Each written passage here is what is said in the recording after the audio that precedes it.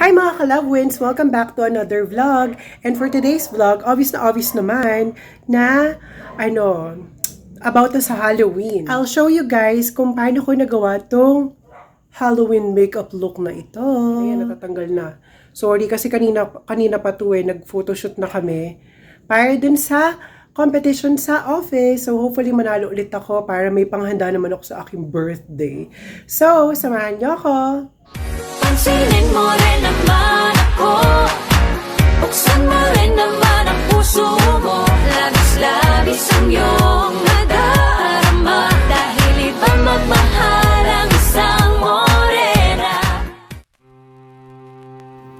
So bago ako naglagay ng mga DIY prosthetics sa aking mukha, I made sure na nakaprep yung aking skin. I used makeup primer as my base. Tapos, nag-moisturize din ako ng skin. Tapos, silagyan ko na ng foundation yung buong mukha ko. And eyeshadow sa isang mata. Super dali lang ng DIY prosthetics na gagawin natin. Ang kailangan nyo lang ay regular na glue at tissue.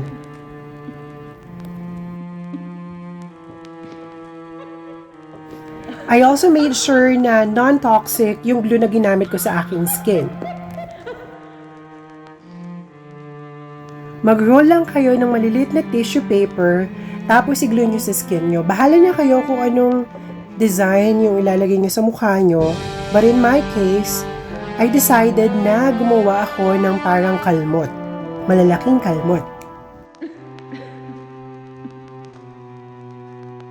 Gumamit din ako ng hair blower para madali siyang matuyo. Kapag tuyo na ang ating DIY prosthetics, pwede na natin itong patungan ng liquid foundation. Make sure nakakulay natin yung foundation para mas mukhang natural yung ating mga scar. After mapatungan ng foundation yung ating scar, pwede nyo na lagyan ng red na paint yung loob ng scar para magmukhang sugat. Maraming option ang pwede nyong gamitin para pangkulay ng ating scar. Meron ako nabiling body paint na powder siya. Tapos, lalagyan mo lang ng water para magamit sa skin. Pwede rin kayong gumamit ng old lipsticks nyo. Haluan nyo lang ito ng petroleum jelly para magmukhang fresh na blood. Tinakpan ko lang yung isang mata ko gamit ang bulak. Tapos, dinikitan ko rin ito ng mga tissue gamit ang glue.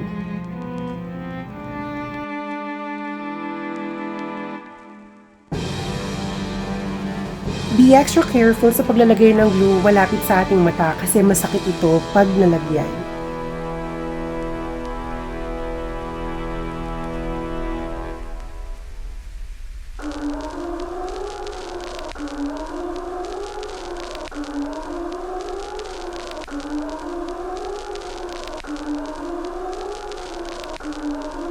If gagayahin nyo ang Halloween makeup look na ito, I suggest na meron dapat kayong assistant.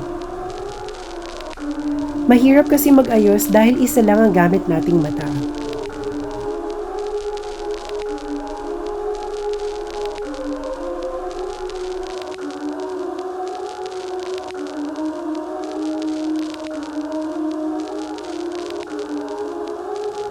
Para mas mukhang natural ang ating sugat, gumamit din ako ng black na liquid eyeliner at nilagay ko yon sa loob ng mismong scar.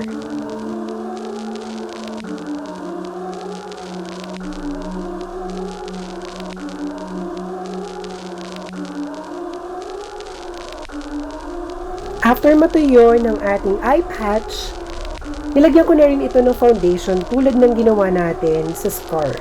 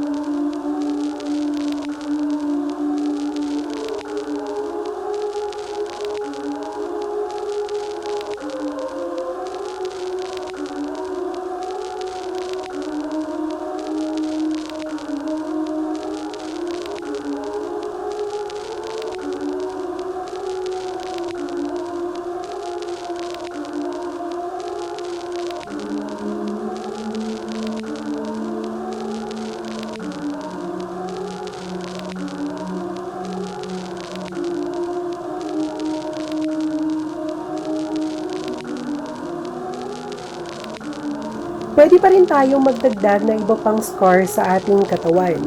In my case, naglagay kami malapit sa dibdib. So same procedure pa rin tayo. Maglalagay tayo ng glue, maglalagay tayo ng tissue, tapos tatakpan natin ng liquid foundation, saka natin lalagyan ng fake na blood.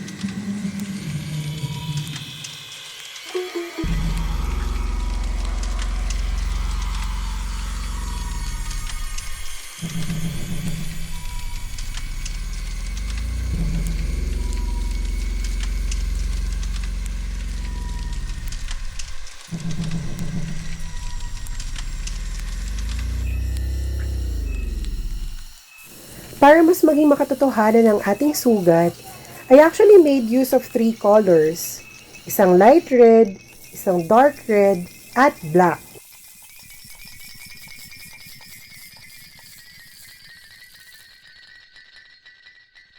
I suggest na lagyan nyo ng dark red or black yung gilid sa loob ng ating scar para mas mukha siyang malalim.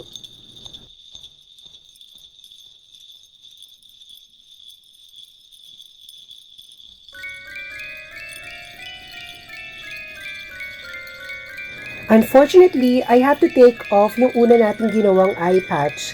Hindi kasi ako satisfied kasi masyado siyang maumbok. This time, gagawin ko lang mas manipis para mas mukha itong natural.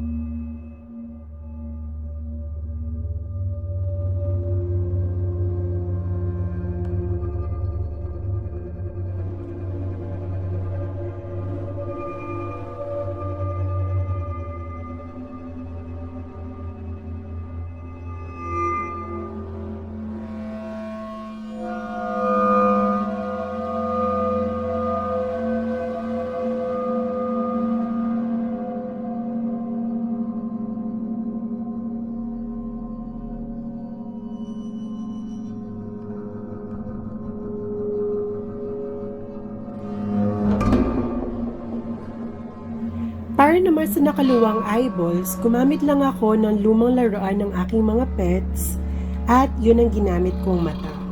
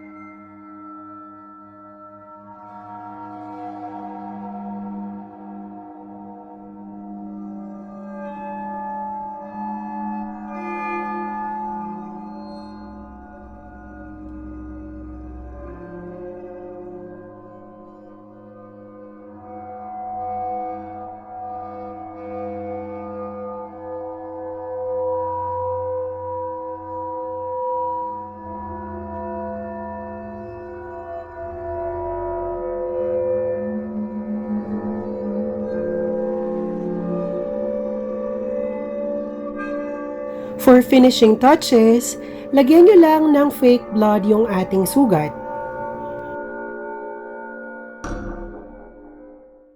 Just then. Tapos mo nakonti si Yumi. Sorry.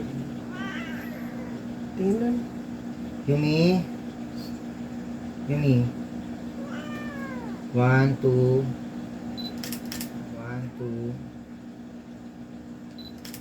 1, 2. Yumi.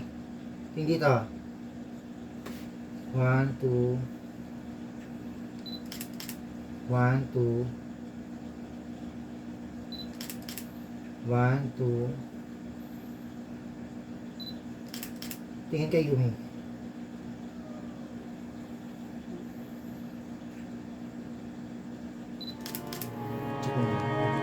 And here are the sample photos na kinuna ni Jumel. Medyo tinutoyo pa dyan si Yumi kasi feeling ko natatakot siya sa akin. So that's it guys. Hope you like this video. And don't forget to like, share, and subscribe to my channel, TransMorena Vlogs. Bye mga ka-love wins! Mwah. Morena.